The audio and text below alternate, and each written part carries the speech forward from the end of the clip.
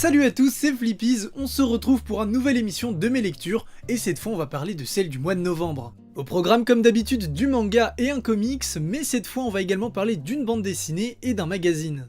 Et on commence tout de suite avec le 15e volume de Black Clover. Le tournoi s'achève dans un final spectaculaire, la troupe des chevaliers royaux maintenant composée part combattre l'œil maléfique du crépuscule. Alors, outre cette couverture absolument magnifique de Mere Leona en première de couverture, du coup regardez-moi ça, elle est trop stylée. Ce 15e volume, il était plutôt pas mal, voilà. Fin du tournoi, les éternels tournois de Neketsu. Je dois avouer que sa beauté des culs, la tournure que ça prend reste assez originale, bien que un peu expédiée, hein, on va pas se mentir.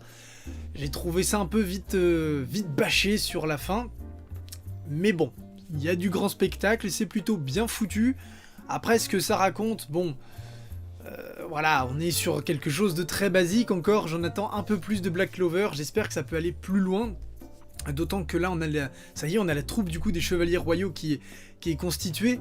J'attends de voir ce que ça va donner, puisque cette composition reste grosso modo assez prévisible et surtout assez un peu abusée, dans le sens où c'est quasiment que des personnages qu'on a vus avant, qu'on nous a présentés avant, et qui sont pas extraordinairement forts, qui certes, ok, il y a le délire du travail d'équipe, mais... bon, passé ça, j'ai envie de dire, on est quand même face à une troupe de chevaliers qui est censée être créée pour des terroristes ultra balèzes. Donc, voilà, est-ce que ça sera suffisant ? Je sais pas. En tout cas, c'est assez stylé. Et ce qui est également assez intéressant sur ce volume, c'est la deuxième partie, la fin, qui met en avant les quelques derniers membres du Taureau Noir qu'on n'a pas du tout l'habitude de voir, et qui même va nous faire découvrir un nouveau membre face à des adversaires plutôt intéressants. Donc j'avoue que cette fin me donne très envie de voir le tome 16, et je trouve ça plutôt cool de s'attarder une fois de plus sur des personnages secondaires, ce que font pas autant de mangas, et c'est dommage, puisque voilà, il y a plein de choses à dire sur ces membres du Taureau Noir qui sont très cool, même les plus bizarres, donc j'attends de voir ce que ça donnera. On enchaîne avec un autre shonen, puisqu'on va parler du 5e volume de Dragon Ball Super. Goku affronte Zamasu dans un combat désespéré. Alors que tout semble perdu, le héros tente le tout pour le tout en appelant un allié de dernière minute. Alors Dragon Ball Super en manga, c'est assez compliqué. Si vous suivez les scans, et je ne vous spoilerai pas de panique, mais on va pas se cacher que les quelques derniers scans sont un peu partis en vrille. Mais ce 5e volume fait selon moi partie des meilleurs volumes de Dragon Ball Super, puisqu'on est encore à un moment du manga où le manga en fait fait clairement mieux que l'animé, notamment au niveau de l'explication du SSJ Blue qui est tellement mieux géré, et justement il y a cette notion d'exploiter le pouvoir, c'est pas juste boum SSJ Blue, ah mince on est plus assez fort, boum SSJ Blue Kaioken, non, là il y a une explication du pouvoir, on prend le temps de l'accumuler même si ça va très vite. Mais voilà, même par rapport à Zamasu, c'est mieux fait, même si... bon, les pouvoirs de Zamasu sont quand même bien what the fuck. Là, pour le coup, plus what the fuck que dans l'animé, la façon dont il se multiplie. Et c'est au final assez vite conclu, encore une fois. Même si je trouve que le fait de l'avoir en bouquin relié, voilà, ça pose un peu plus le récit quand même. Mais c'est vrai que... c'est malheureusement le problème majeur de Dragon Ball Super, c'est que même si l'arc Zamasu a été quand même plutôt cool, ça va trop vite. Enfin, c'est quoi ces arcs? Alors, si on divise par 3 le nombre de chapitres, puisque ça équivaut, un chapitre mensuel équivaut à peu près à 3 chapitres hebdomadaires, ça allonge nécessairement le nombre de chapitres, mais ça fait des arcs très courts, purée. Là, l'arc Zamas, il a commencé au volume 3. Et au volume 5, la fin du volume 5, on est déjà parti sur autre chose. Vous vous rendez compte? Alors ok, je veux bien croire que One Piece m'a habitué à des arcs hyper longs, mais là quand même par rapport à Dragon Ball, ça fait light, ça fait très light. Donc j'attends de voir. Là on nous vend le tournoi du pouvoir, il y a les premiers chapitres du tournoi du pouvoir qui sont excellents. Vraiment infiniment mieux que ce qu'a fait l'animé. Mais bon, après, je vais pas vous cacher qu'il y a des chances que le tome 6 vous déçoive, malheureusement.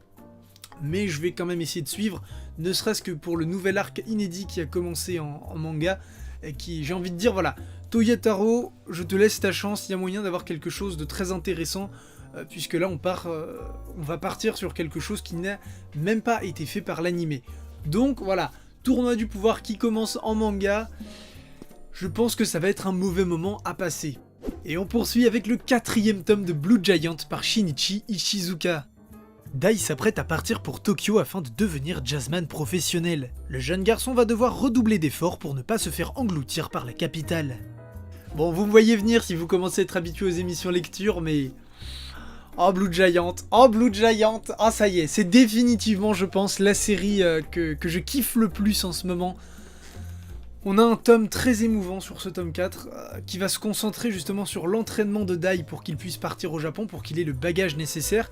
Donc ce tome va principalement s'attarder sur la relation entre Dai et son professeur, mais ce qui est très intéressant dans ce volume, c'est justement que on va avoir le point de vue de d'autres personnages sur l'histoire de Dai, et notamment son professeur, mais également sa petite sœur, et ça vient compléter ce qu'on a en bonus track à la fin, c'est-à-dire que depuis le tome 1, en fait, on sait que Dai a atteint son rêve, puisqu'en fait, on a des interviews qui se passent dans le futur de personnages qu'on croise, qui croisent Dai et que nous on croise dans le tome en question, qui reviennent à la fin de ce même tome, et qui disent « Ah, je me souviens, à l'époque, c'était qu'un lycéen, il n'y avait pas tout ce succès, voilà. » Donc, on essaye de nous faire dire que voilà, Dai a réussi son rêve. Sauf que là, c'est appuyé par des personnes au présent qui viennent, qui ressentent en fait le parcours de Dai. Et ces personnages-là, donc le professeur et sa petite sœur, vont être mis à sa place, en fait, vont être mis surtout en tant que narrateur de l'histoire pendant plusieurs pages, justement pour qu'on puisse au mieux avoir leur point de vue. Et ce qui est très intéressant, c'est que bon, avec le professeur, on va avoir cette relation de voilà, le professeur a pas forcément atteint les rêves qu'il voulait, et via son élève, il va essayer d'accomplir ses rêves. Il dit voilà, toi tu peux le faire, donc vas-y. Moi je n'ai pas réussi, mais toi tu peux le faire. Tu es la jeunesse, tu es la succession. Voilà, ça reste assez classique, même si ça reste toujours assez beau à voir. Mais le meilleur, c'est avec sa petite sœur.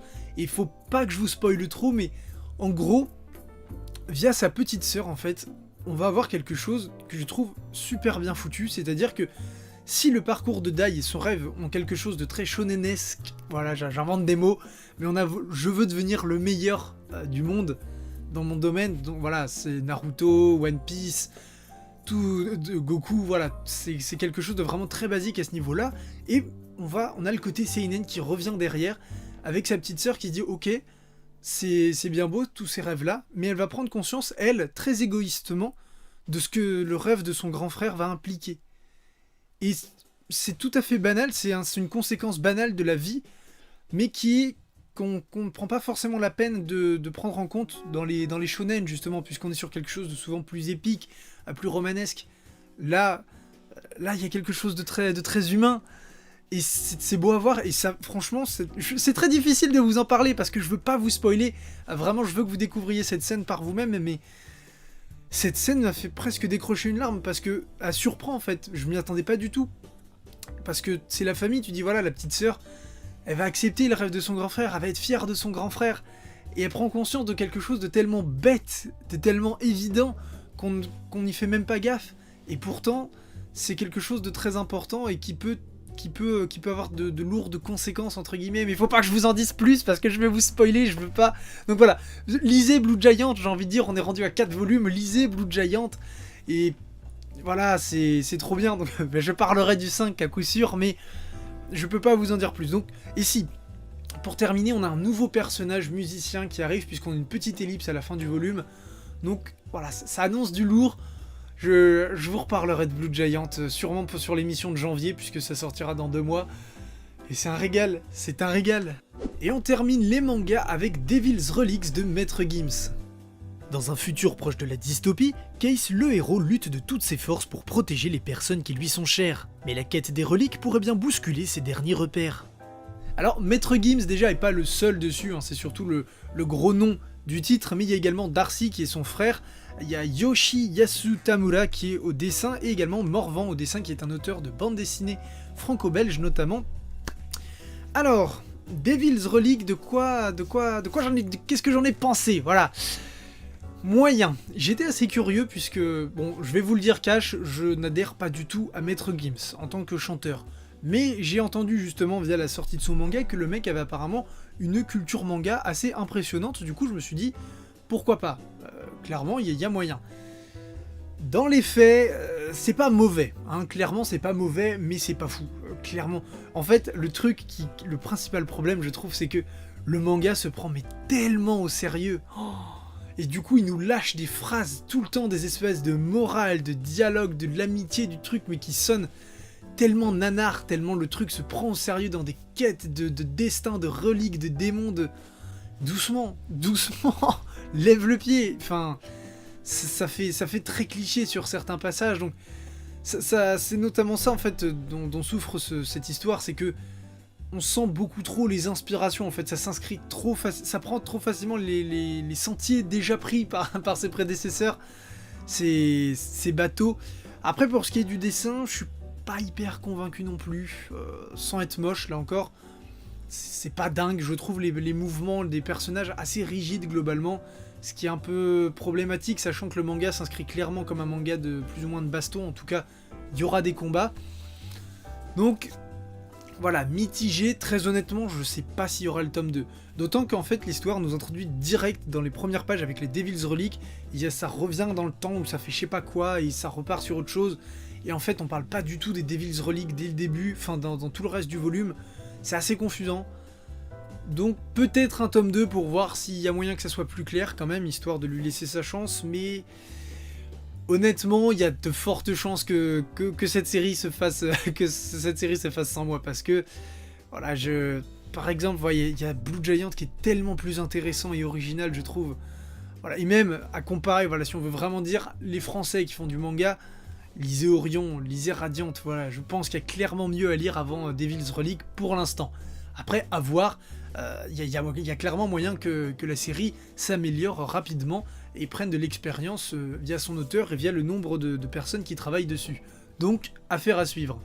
On passe maintenant aux comics avec le 3e et dernier volume de Batman Metal.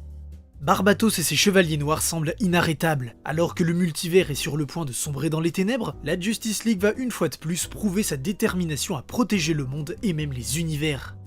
Batman Metal, vous le savez sûrement, j'y ai consacré une vidéo du coup parce que j'ai vraiment adoré les 2 premiers volumes. Est-ce que l'histoire est parfaite? Est-ce que j'ai vu qu'il y avait des défauts? Oui, j'ai vu qu'il y avait des défauts. Est-ce que l'histoire est parfaite? Non. Mais j'adore quand même. Ce 3e volume, c'est une autre histoire. Il est bien, mais je trouve qu'il met que les potentiels défauts qui étaient annoncés dans les précédents volumes se sont concrétisés. Et déjà, le problème majeur vraiment de ce comic, c'est putain que c'est compliqué à suivre. Ça demande beaucoup trop de background d'ici, que même, je pense, beaucoup de fans d'ici n'ont pas, puisque ça remonte dans des tréfonds, des comics oubliés sur certains détails. C'est what the fuck, et Urban fait un très bon travail sur les références, mais il y en a qui n'ont pas précisé quand même, et c'est galère, c'est vraiment galère, donc clairement... si vous voulez lire Batman Metal, faut avoir un peu de bagage. Attendez pas de tout connaître pour pouvoir lire Batman Metal. Moi-même, il y a des trucs que j'ai pas compris, j'ai enchaîné, c'est pas grave. Après, il y a des choses, ce n'est que des détails. Mais sérieusement, il y a vraiment des moments où j'étais là en train de me dire, mais what the... Ouais, ok, si tu veux. Allez, on tourne la page, on va voir ce que ça donne à la suite, parce que j'y arrive plus. C'était vraiment super dur à suivre. Après, en soi... L'histoire était vraiment cool, moi j'ai vraiment adoré les Batman maléfiques, notamment le Batman qui rit. Mais là encore, la conclusion est... En fait, on se dit, mais quand est-ce qu'ils vont être battus? Puisque pendant les 3/4 du tome, les Batman maléfiques semblent invincibles avec Barbatos. Et à ce niveau-là, le suspense est vraiment bien tenu, je trouve. Et il y a vraiment des enjeux, dire vraiment, voilà, on est à 2 doigts de canner. Mais c'est un Deus Ex Machina qui arrive, avec notamment l'un des derniers métal, qui se pointe comme ça, comme une fleur. D'ailleurs, les fans de Senseiya vont adorer, je pense, ce dénouement, en tout cas visuellement, parce que les héros, la Trinité revient en force de nulle part, un peu, je trouve. La façon dont ils reviennent fait suite à ce qui s'est passé dans les 3 volumes, en fait, mais c'est très compliqué à suivre. C'est chaud. C'est concrètement très chaud. Donc, j'ai vraiment bien kiffé quand même. Mais effectivement, ce tome 3 apporte son lot de défauts. Après, il y a quand même des grands noms. Il y a Scott Snyder, Jason Tynion 4, Grant Morrison dessus. Et après, au niveau des dessinateurs, il y a Jeff Lemire, Greg Capullo, Brian Hitch. Clairement, ça vend du rêve. Donc rien que pour ça, ça peut valoir le coup. On a un beau bébé, déjà, hein, regardez. Clairement, voilà, on est sur du bon, on est sur un très grand format en plus. Moi je kiffe, je regrette pas, même si par certains aspects j'ai pu être un peu déçu, je regrette pas quand même, mais effectivement s'il y a quelque chose, si vous voulez vraiment mon avis dessus, c'est que ne lisez pas ça pour commencer les comics, attendez un peu d'avoir un peu de background, après clairement vous pourrez pas tout comprendre. Et il y a aussi un truc un peu décevant dans la conclusion, en gros c'est que tous ces enjeux qu'on nous a montrés dans cet event en fait, parce que c'est un event Batman Metal, on pourrait croire que c'est une série Batman, mais ça s'inscrit vraiment comme un event DC Comics, et ce qui est un peu abusé, c'est que ça se termine en disant, bah voilà, on vient d'éradiquer la fin du monde, mais c'est que le début. Voilà, ça tu te dis, bon les gars, qu'est-ce que vous allez sortir après? J'imagine que ça va être peut-être plus ou moins lié au Doomsday Clock, peut-être, qui va arriver, dont on avait déjà eu Batman le Badge, même si ça semble pas beaucoup lié à ça. En tout cas, j'ai pas vu spécialement de gros liens entre ces deux intrigues à voir, mais voilà, j'attends de voir. J'attends concrètement de voir, mais franchement, Batman Metal, malgré des défauts sur ce final, j'ai bien kiffé la série. Ça faisait longtemps qu'on n'avait pas parlé BD, et pour l'occasion, on parle du 21e tome des Légendaires. Les Légendaires sont toujours séparés dans un monde remodelé sans leurs souvenirs. Redeviendront-ils les héros qu'ils sont vraiment ? Depuis quelques tomes, la série est surnommée Légendaire World Without, puisqu'on a repris depuis la fin du tome 18 un nouveau monde suite au gros climax qui s'est conclu. Et le monde, en fait, les cartes ont été un peu redistribuées, il y a une sorte de reboot sans vraiment en être un. Et je dois vous avouer que je commence à être un peu perdu dans les Légendaires, puisque déjà le tome 18, moi je l'attendais vraiment comme une fin, sachant que Sobral avait annoncé une vingtaine de tomes. Du coup, je me disais que ça correspondait assez bien au rythme. Là, on est reparti, j'ai l'impression d'être reparti à zéro, et j'ai un peu l'impression du coup d'avoir fait tout ce chemin pour rien, même si concrètement ce 21e volume annonce justement que voilà, ce World Without qu'on a subi, entre guillemets, qui était un peu lent peut-être, ou un peu perdu, voilà, là on commence à en voir le bout du tunnel, pour pourquoi pas avoir un autre vrai dénouement, ou un autre arc narratif, je ne sais pas, mais je pense qu'il faut être patient, mais le problème c'est qu'à raison d'un tome par année, c'est difficile. Le tome 18 du coup est sorti il y a 3 ou 4 ans. Ça peut paraître que 3 ou 4 ans, mais moi par exemple à mon échelle, il y a 3 ou 4 ans, j'avais à peine commencé mes études supérieures, et là je suis même plus en études, pour vous dire, et on est toujours dans World Without. C'est long, et le problème de ça, c'est que déjà ça demande une... Là encore, ça demande en fait, c'est comme Batman Metal, ça demande une bonne connaissance de l'univers légendaire, ce que je n'ai plus forcément, autant au niveau des tomes 12, quand j'ai commencé à les lire, voilà, j'étais à fond dedans, autant là, à raison d'un tome par an, je les relis pas à chaque fois, donc je commence à être paumé, et là on fait revenir des personnages qui datent un peu, dans une nouvelle version, dans d'autres versions qui reviennent d'un autre truc, enfin, c'est compliqué. Alors peut-être qu'il y a aussi le but de World Without, c'est que l'auteur essaie aussi de justement faire perdre nos repères, mais ça combiné au fait que j'ai moi-même perdu mes propres repères, sachant que je lis l'œuvre en décousu à cause du rythme de sortie, j'ai du mal à vraiment apprécier ce que je suis en train de lire, donc faudrait que j'essaye de les relire, pourquoi pas, peut-être que je vais être plus dedans, mais je dois avouer que voilà, j'ai un peu de mal. Après pourquoi pas, ça annonce quand même du lourd, il y a des trucs vraiment très intéressants, le dessin est chouette. Malgré tout, je sens quand même que la série, je sens de plus en plus, même par rapport à mon âge, je vieillis nécessairement, que la série s'adresse pas forcément à moi désormais, qu'on est vraiment sur un axe plus jeunesse. Je vais essayer d'être un lecteur fidèle jusqu'au bout, à moins que ça dure trop longtemps, mais voilà, c'est sûr et certain, je pense, je sais pas ce que cette année va me réserver, mais là, en l'état actuel des choses, je pense que je prendrai quand même le 22e tome, mais... C'est vrai que j'ai peut-être un peu moins kiffé ce 21e tome que j'ai pu les derniers, notamment 16, 17, 18, qui étaient complètement ouf. On sentait que tout était en train de se terminer, que c'était la conclusion de l'histoire. Là, je suis plus mitigé, voilà. Mais je sais, et je pense qu'il y a des fans de Légendaire parmi vous, n'hésitez pas à me donner votre avis par rapport à ça. Et comme de temps en temps, j'aime bien vous présenter un magazine, cette fois on va parler du premier hors-série nouvelle génération de Animeland. Ce premier hors-série Nouvelle Génération nous propose un bilan du marché du manga en 2018, et il nous offre également tout un tas d'interviews d'auteurs. Alors, gros coup de cœur pour ce magazine d'Animeland, tout simplement déjà pour l'édition, regardez-moi ce format, regardez-moi cette épaisseur, tout est vraiment super bien géré, il est vraiment trop cool, j'espère qu'il y en aura d'autres. Le papier à l'intérieur est également plus en papier glacé. Il y a vraiment une refonte éditoriale d'Animeland qu'on a vu d'ailleurs depuis le magazine sur Cowboy Bebop. C'est cool, je le montre parce qu'il est à peu près derrière moi là, vous le voyez, il est par là, je regarde dans le retour, là. Voilà le fameux numéro qui est plus grand, vous voyez rien. C'est pas grave, ce n'est pas grave, en tout cas je le kiffe. Tony Valente, ou Valente d'ailleurs, j'ai un gros doute sur la prononciation et je m'excuse d'avance si je le prononce mal, mais qui a réalisé, voilà, avec 7, qui a réalisé une illustration exprès pour ce magazine, donc rien que pour ça je kiffe ce numéro. Et puis, c'est super intéressant. Si vous aimez le manga un tant soit peu, prenez-le, il y a à boire et à manger pour les fans de manga là-dedans. Et je dis pas ça négativement, hein. C'est vraiment qu'il y a plein de choses. Déjà, il y a le bilan du marché. Alors ça peut paraître un peu chiant dit comme ça, mais c'est assez intéressant de voir les séries qui se sont bien vendues. Ça laisse envisager ce qui va se passer en 2019. Et d'ailleurs, la plupart des éditeurs ont répondu à un peu, plus ou moins vaguement, nécessairement pour garder le secret, mais beaucoup ont annoncé des choses qui pourraient se passer en 2019, donc il y a beaucoup d'informations à ce niveau-là, notamment deux qui, je pense, pourraient vous motiver à l'acheter. C'est que Glénat a annoncé s'intéresser pour les droits du One Piece Magazine Volume 4, et Delcourt Tonkam songe à éditer les Jojonium en France. Et ce n'est que deux des informations que vous pouvez trouver là-dedans. Donc vous voyez, les éditeurs se sont vraiment bien prêtés au jeu, les rédacteurs, les chroniqueurs ont fait du super taf, il y a plein d'interviews d'auteurs, il y a plein de dossiers sur des mangas, notamment sur Noise, sur Toriko, j'ai même pas tout à fait fini de le lire encore, il y a tout un dossier sur les mangas français, c'est trop cool, vraiment, s'il y a autant, comment dire, je sais pas comment dire, mais c'est que j'ai presque plus l'impression de lire un livre que de lire un magazine, tellement il est bien foutu, donc vraiment...